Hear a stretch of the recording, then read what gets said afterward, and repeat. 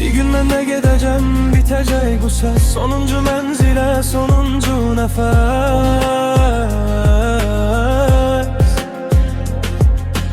Ben öz hikayemin sonuna geldim. Dilimde değilmemiş nece kelam var.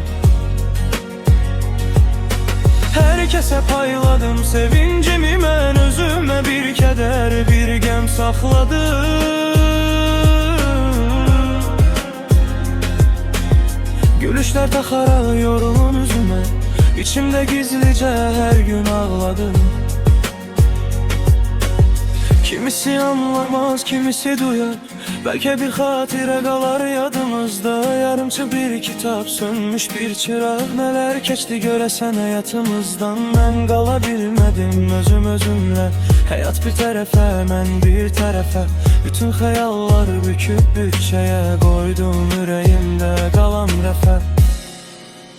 Ne bir dileğim var, ne bir şikayet. Kaderin yazdığı büyük bir ayet. Gidişim koy sükutla dastan yazılsın. Üstüme ulduzlar nur tek saçılsın.